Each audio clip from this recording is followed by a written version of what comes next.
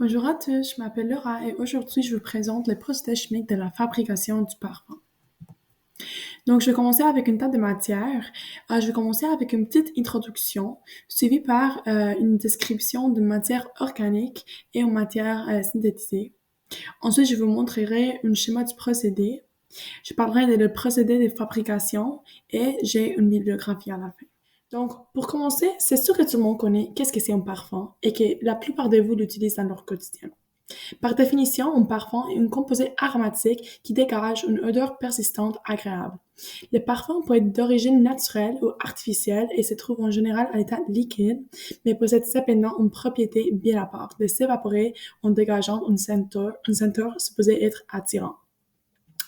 L'industrie est dominée par des groupes comme LVMH, Style Lauder, Chanel, et les grandes maisons de parfums collaborent avec des laboratoires spécialisés pour développer de nouvelles senteurs. Il existe deux types différents du parfum.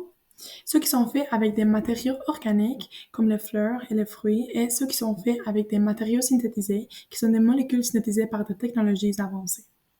Donc, j'ai rédigé cette graphique-là pour montrer la différence du procédé selon la matière première. Donc, pour les matériaux organiques, on a le choix entre la distillation, l'extraction par des solvants volatiles et l'enflorage pour la première partie du procédé, que c'est celle de l'extraction. Pour les matériaux synthétisés, on a le choix entre les fractionnements et les headspace pour l'étape de l'extraction. Et on peut également voir que l'assemblage, la maturation, le glaçage et la stabilisation du procédé restent pareils, cependant la matière première. Donc, c'est vraiment juste la première étape qui va être différente selon la matière première. Ok, donc voici un schéma du procédé de fabrication du parfum. Je vais parler principalement de ces quatre étapes-là qui sont l'extraction, l'assemblage, la macération et le glaçage et la filtration. Pour la première étape, l'extraction, comme je mentionné tantôt, il y a une petite différence des méthodes d'extraction selon les matières premières utilisées. Donc, la première méthode est celui de la distillation. La distillation est la méthode principale employée pour extraire des huiles essentielles. Cette méthode consiste à extraire le parfum par vapeur d'eau dans une alambic. L'alambic est une couvée en acier surmonté d'un tuyau en serpentin dans laquelle on place les fleurs et les végétaux sur un plateau perforé situé à la partie supérieure de la cuvée.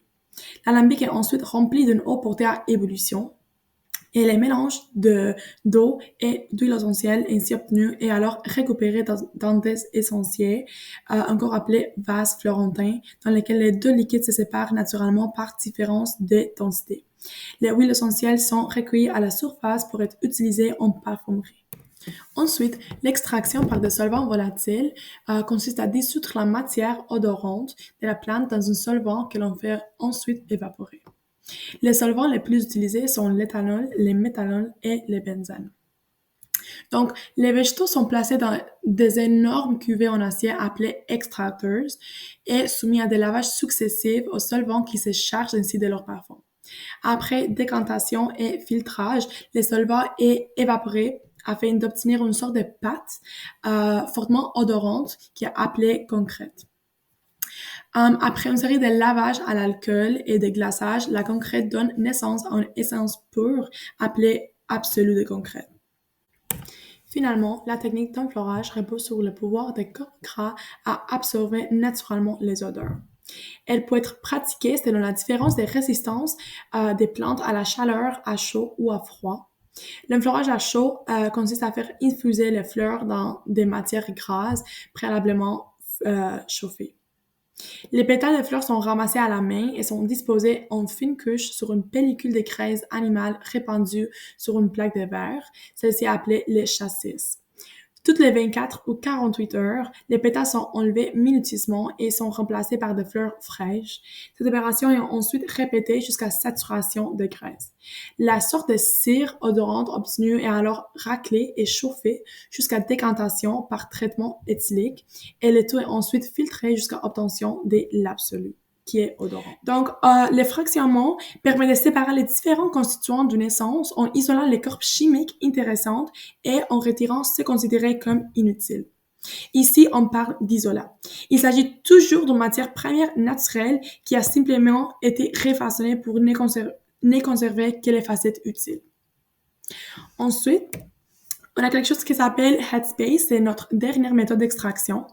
Et on utilise la chromatographie en phase gazeuse qui peut être utilisée pour créer une sorte de carte d'identité de la plante qui détaille les éléments chimiques précis qui la composent. La spectrométrie est ensuite utilisée pour mesurer leur masse et grâce aux informations fournies par cette machine-là, notre parfumeur peut alors voir l'odeur d'une plante et préserver son identité olfactive à un moment précis, ce qui nous permet à recréer l'odeur d'une matière qui est difficile à extraire et qui donne la possibilité de capturer n'importe quelle odeur, par exemple comme celle de la plage, de la montagne, etc. La prochaine étape de ce procédé est celle de l'assemblage de la composition du parfum. Pour créer un nouveau La prochaine étape de ce procédé est celle de l'assemblage de la composition du parfum. Pour créer un nouveau parfum, on fait appel à des créateurs du parfum ou nez. Les créateurs du parfum vont établir une formule du parfum qui va être... La prochaine étape est celle de l'assemblage et la composition du parfum. Pour créer un nouveau parfum, on fait appel à des créateurs de parfum ou nez. Les créateurs du parfum vont établir une formule qui va être recréée en laboratoire en respectant les souhaits du client. Une fois que la formule a été établie par le nez, le concentré du parfum est réalisé par un robot qui pèse de quelques grammes à plusieurs tonnes de produits avec une précision en milligrammes. La mise du parfum fait l'objet d'une première fabrication d'une petite quantité nommée pilote afin de vérifier et préciser les matériaux utilisés, les conditions de température du mélange, etc. Le concentré du parfum est mis sous alcool selon la concentration choisie, puis on ajoute de l'eau distillée pour compléter et ajuster son degré alcoolique. Ensuite, le parfum doit suivre une étape de macération. La macération est essentielle pour créer un parfum riche, raffiné et durable. Cette étape permet de faire ressortir les véritables qualités d'un parfum en aidant les ingrédients à développer leur plein potentiel. Dans les premières étapes de la fabrication d'un parfum, l'huile et l'alcool ne sont pas bien mélangés, ce qui donne un parfum déséquilibré. Donc, comment est-ce que se déroule la macération d'un parfum? On commence avec un mélange d'huile essentielle, d'alcool et d'eau établi par le nez. À ce stade-là, les ingrédients ne sont pas complètement intégrés. Après le mélange, le parfum doit être conservé dans un endroit frais et sombre, comme montré dans la photo, pour minimiser l'exposition à la lumière et à la chaleur. Il est conservé dans des bouteilles hermétiquement fermées pour éviter l'évaporation et la contamination. La macération peut prendre quelques jours à plusieurs semaines selon le parfum. Cela permet aux ingrédients de bien se mélanger. Après la macération, le parfum est considéré comme ayant obtenu l'harmonie requise par les parfumeurs. Il est donc prêt pour l'étape finale. L'étape finale de la fabrication du parfum est le glaçage et la filtration. L'étape de glaçage consiste à refroidir le mélange pour précipiter le cire qui pourrait troubler le parfum. Le parfum est alors mis dans une couvée de glaçage à -5 ou à -10 degrés Celsius pendant 24 à 48 heures afin de précipiter le cire qui peut troubler le parfum. Ensuite, le mélange est filtré afin de retirer les impuretés ou les particules après le glaçage pour obtenir un parfum translucide et de bonne qualité. Alors, on est rendu à la fin du procédé. À ce point-là, on a un parfum de bonne qualité. Merci pour m'avoir écouté.